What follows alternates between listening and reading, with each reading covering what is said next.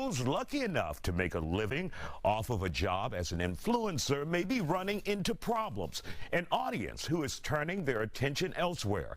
This was discussed on the God's Show podcast. An influencer recession.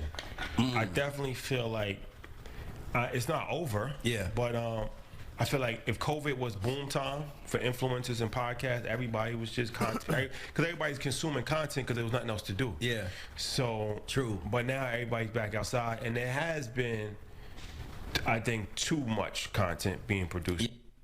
Now, is there an influencer recession? Joining us to talk about it, influencers, Rich Lux, Houston's Lala and Factor digital producer, Ajibola Budaran. Glad to have you all here on the Factor Uncensored. So, Rich, what are you feeling now as an influencer here in Houston and on social media? Obviously, your audience is not limited to Houston. Yeah, definitely there is a recession that's happening.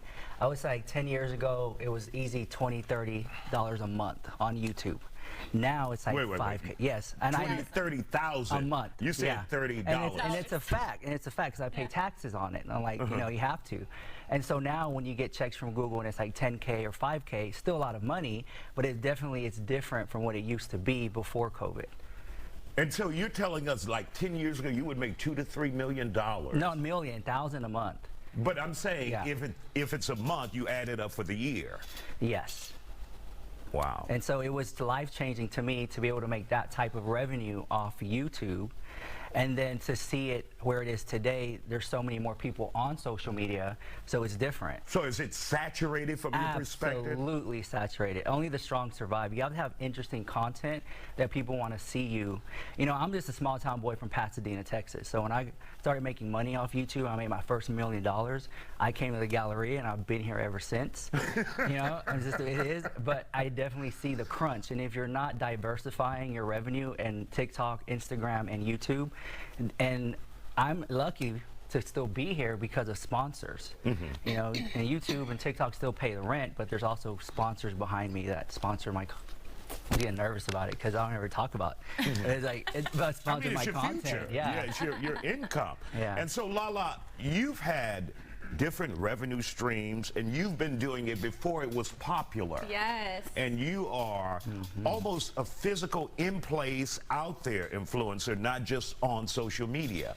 But what are you seeing now? I definitely think it is saturated, but I think there's room for everyone if you're a hustler. You got to get out there and get it. You can't just sit and wait on it. Yeah. So even if things have changed, like I'm barely pushing more on TikTok, and I wasn't, because it's a lot for me, Instagram, Facebook, all that, but now I'm pushing more on TikTok because that's where I think the money's at more for me. But you know, besides the promos and commercials and things like that, but I think social media is a big platform for a lot of people to jump on. But you've got to be a hustler and you got to want it and you got to get on there and do it. You know? And your brand is out there, as in you are in person also. You MC, host events. I'm everywhere. When people ask me, what do you do? I'm like, I do it all. Because I'm not going to go down the list. I do it all. But yeah, social media, it's crazy what a platform it is for everyone. And you can really make money if you really get out there and get it. There's an opportunity for everyone. So saturated, it's just a lot going on, but you can get it. So. And Aji, do you see a future for more influencers to join the fray, or is it oversaturated now? Well, I think it's one of those things where the industry is going to adapt. Social media is, we can't look at it as indifferent from any other industry. So when we talk about saturation, part of the thing that we're talking about is that now we have people who are famous outside of the internet entering the influencer space. So now you have some companies that want to work with influencers or want to work in the social media space, but instead of going and looking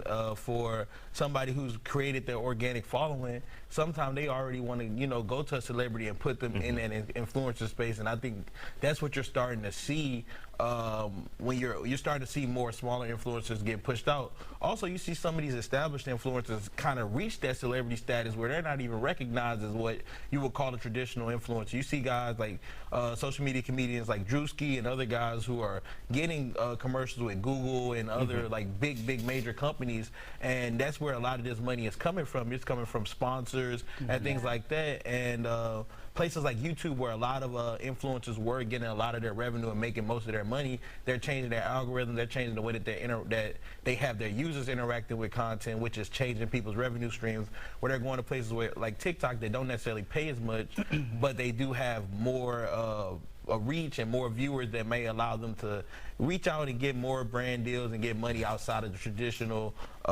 avenues of social media. Okay, we want to thank you guys for joining us, and Lala, pray with Rich. Okay.